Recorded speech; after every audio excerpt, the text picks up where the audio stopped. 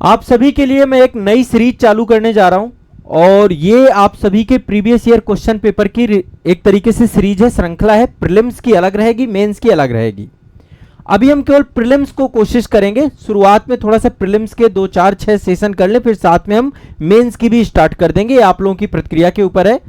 IAS exam के पिछले 10 वर्षों के प्रश्नों का एनालिसिस करने वाले हम लोग लगभग 2014 से लेकर अब तक के प्रश्नों को समझने का प्रयास करेंगे। इससे पहले के भी प्रश्न ले सकते हैं हम लोग, ठीक है, लेकिन मेरी कोशिश रहेगी कि पिछले 10 वर्षों के प्रश्नों को ज्यादा प्राथमिकता दी जाए।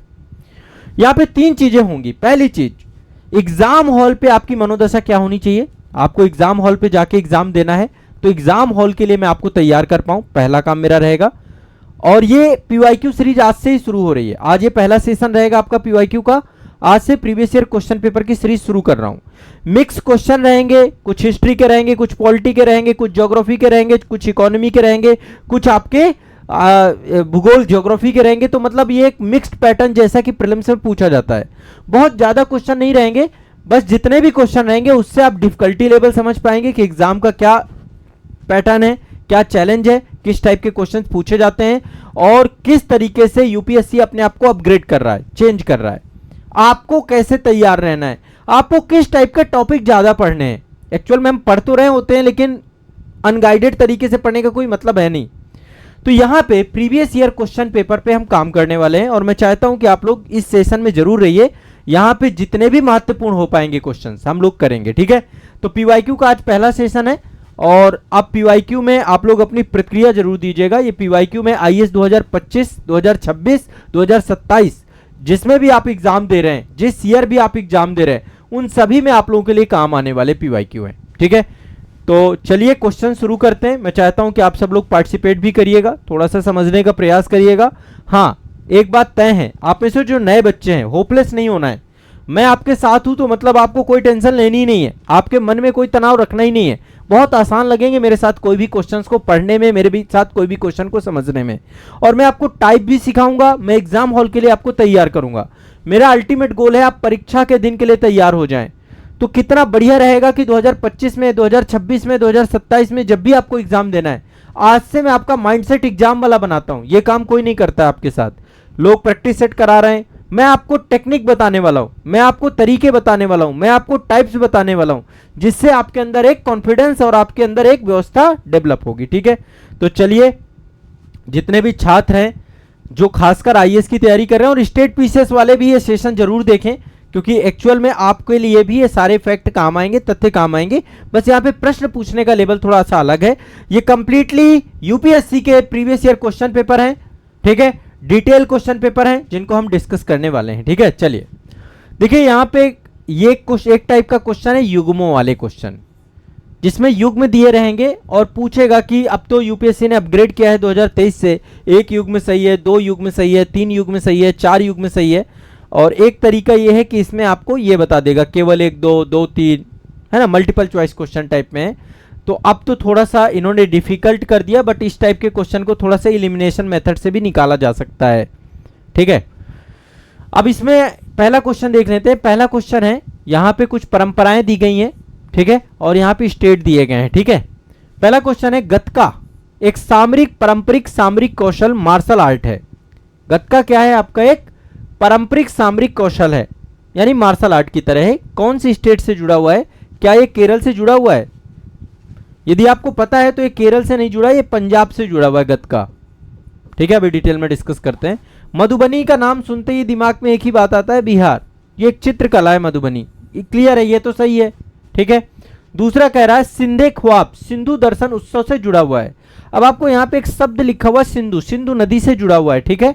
सिंधु किससे जुड़ा हुआ है? सिंधु नदी से। तो निश्चित तौर पे इसका जुड़ाव जम्मू कश्मीर से ही होगा। सिंधु नदी कहाँ है? जम्मू कश्मीर में है।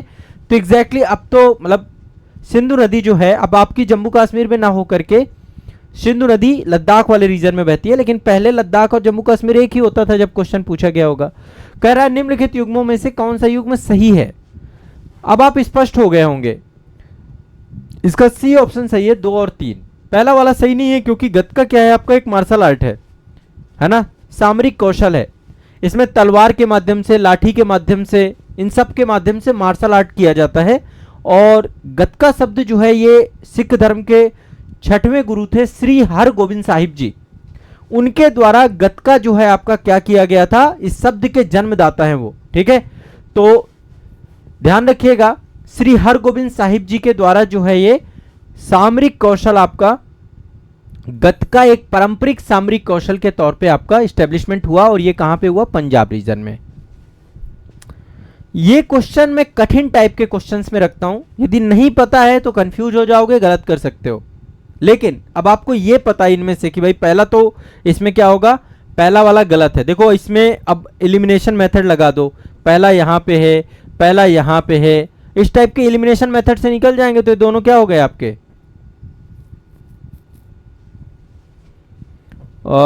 विपिन जी कह रहे हैं सर मैं सीआरपीएफ में हूं। चलिए विपिन जी बहुत बहुत स्वागत है आपका, और आराम से पढ़िए, आराम से। यदि आप तैयारी करना चाहते हैं तो आप बहुत सही मंच पे आए हुए हैं, आज़ाद आईएएस एकेडमी के प्लेटफॉर्म पे हैं, आराम से पढ़िए, कोई दिक्कत नहीं है।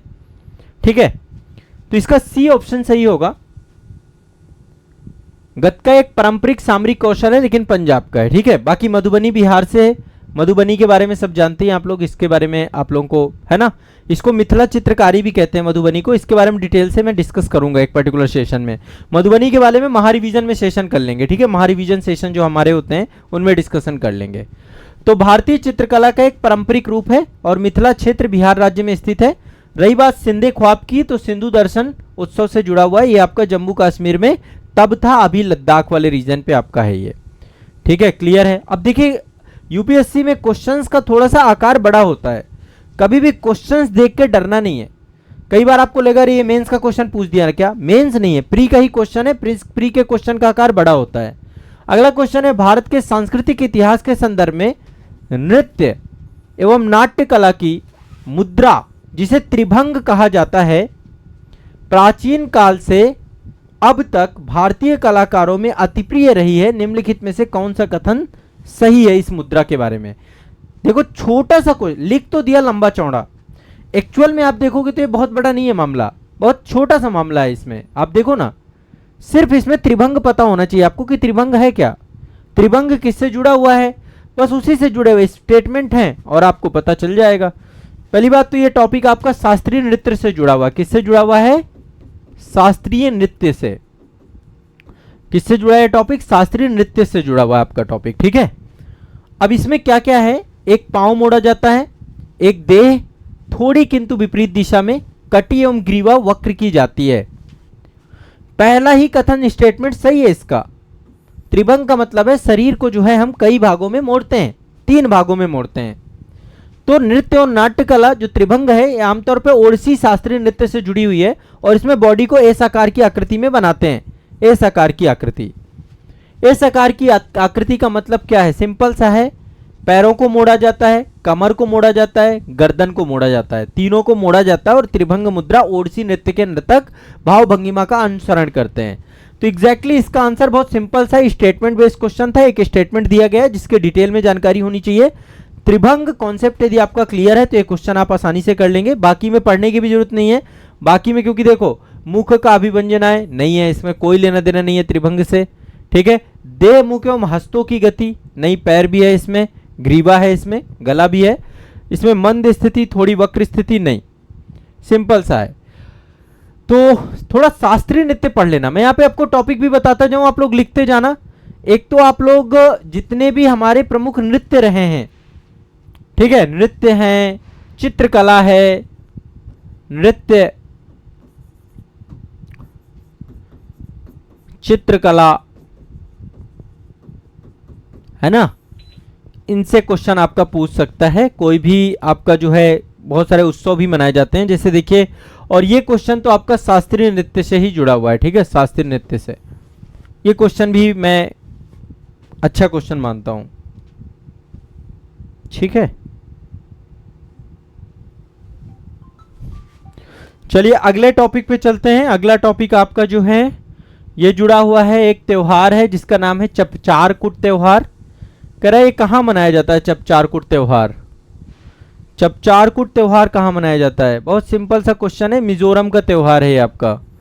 अब आपको ये पता होगा तो कर लोगे, वन लाइनर क्वेश्चन है। क्वेश्चन काफी पहले पूछा गया था, पर एग्जैक्टली इस टाइप की चीजें आती हैं। कभी हॉर्नबिल फेस्टिवल पूछ लेता है।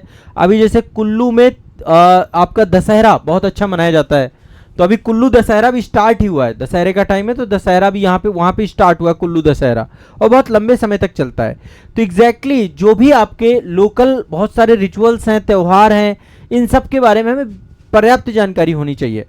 ठीक है, ये मार्च के महीने में मिजोरम में मनाया जाने वाला जनजातियों का एक बहुत ही महत्वपूर्ण पर्व है। मार्च में मनाया जाता है और जनजातियां मनाती हैं चपचारकुट त्यौहार। तो थोड़ा सा मैं चाहता हूं आपका ये पूरा सेशन आई ओपनिंग रहे, आपका दिमाग ओपन रहे। आप जो पढ़ रहे हैं उस पढ़ाई का क्या, किस दिशा में पढ़ना है, किस डायरेक्शन में पढ़ना है, ये भी हमें समझना है। ठीक है, चलिए अगला क्वेश्चन भी बहुत इंपॉर्टेंट है आपका। यहाँ पे देखिए कुछ मंदिर दिए गए हैं और राज्यों के साथ उनको जोड़ा गया है, यानी आर्ट एंड कल्चर का टॉपिक है। आपको पता होना चाहिए कि कौन से मंदिर कहाँ से जुड़े हुए हैं। बहुत सिंपल सा मंदिर है, इसमें इतना ज्यादा सोचना नहीं है किसी को। ठीक है, बहुत सिंपल सा मंदिर है। शिवम गौतम जी कह रहे हैं सर यूपी से हैं। अच्छा चलिए, बहुत बहुत स्वागत है। अच्छा विपिन जी कह रहे हैं सर मैं आरओ एग्जाम के लिए प्रिपेयर कर रहा हूं, मुझे गाइड किया जाए। देखो समीक्षा अधिकारी, सहायक समीक्षा अधिकारी वाले जो हमारे छात्र हैं, आप सभी के लिए कल सेशन रहेगा शाम को 6 बजे आज़ाद यूपी पीसीएस एकेडमी के चैनल पर। आप कृपया करके वहां पे आइए। बाकी इस सेशन में पीवाईक्यू जरूर करिए आप, पीवाईक्यू आपके सब में काम आने वाले हैं ये।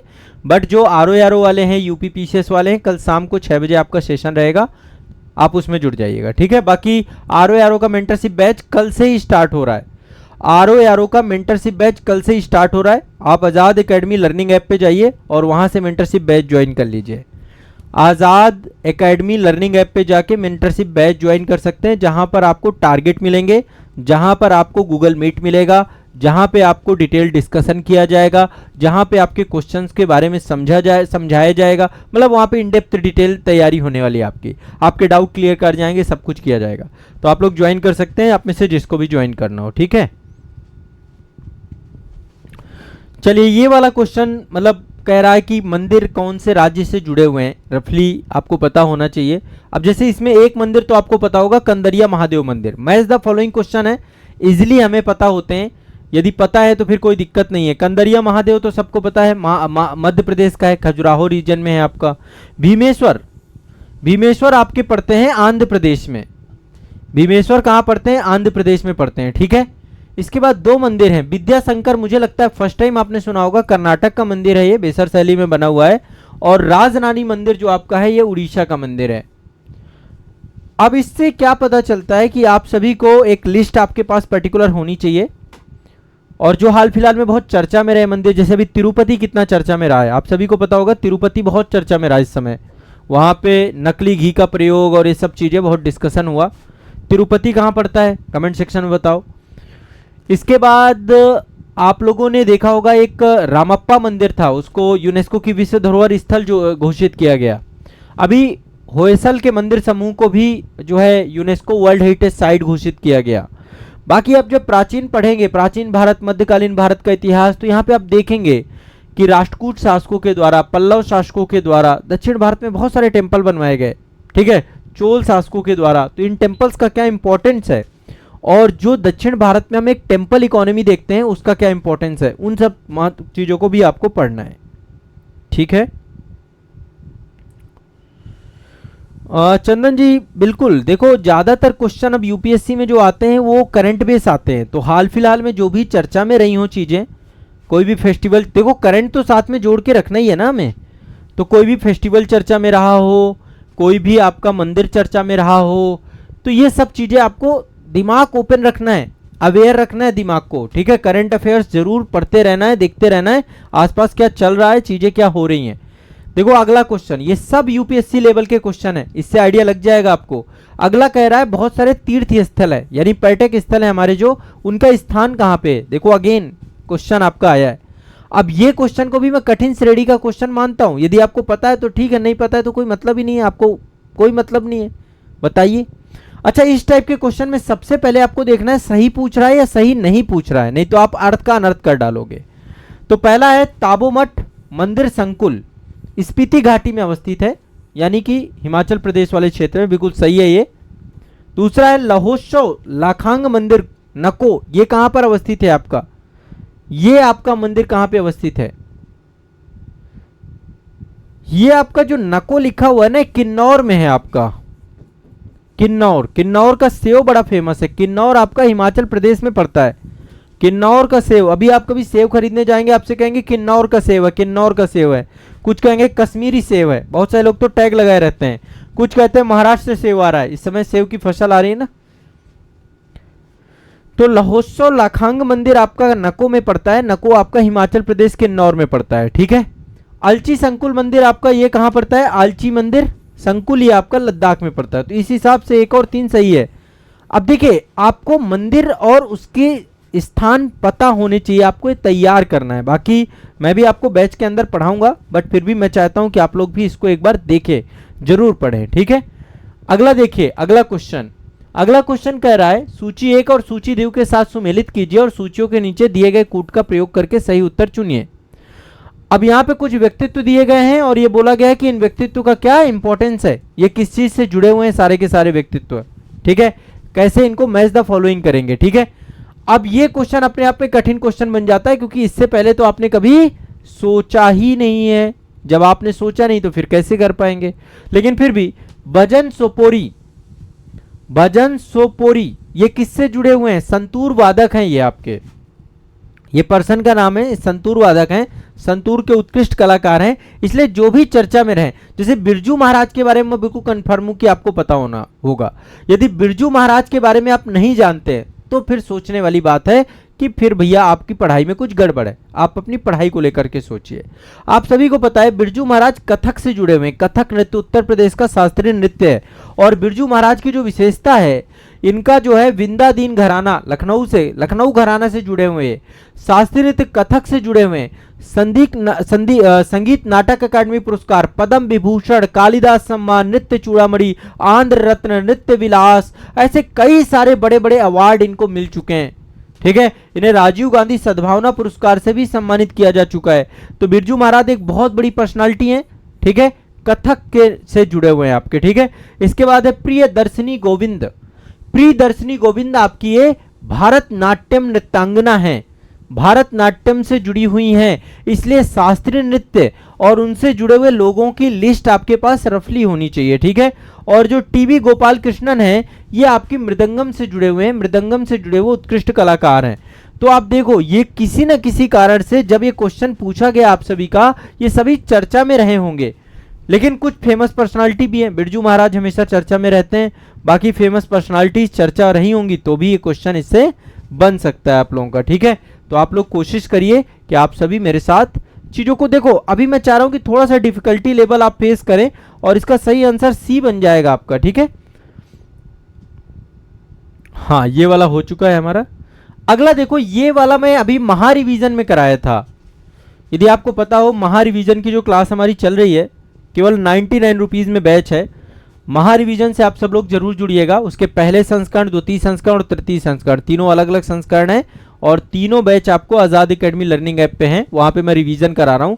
यदि आप रिवीजन अपना बहुत अच्छा करना चाहते हैं तो आप मेरे साथ जुड़ जाइए।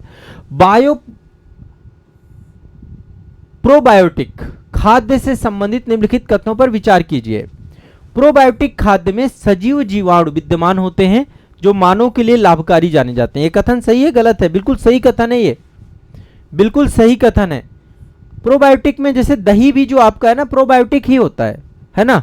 आप लोगों ने याकुल्ट का नाम सुना है? याकुल्ट वगैरह, याकुल्ट भी होता है फर्मेंटेड, उसमें फर्मेंटेड मिल्क आपका होता है किण्वन किया हुआ, तो वो भी, उसमें भी बहुत सारे मल्टीपल बैक्टीरिया होते हैं और वे बैक्टीरिया हमारे आंतों का मेंटेनेंस करते हैं, हमारे आंतों का अनुरक्षण करते हैं, ठीक है।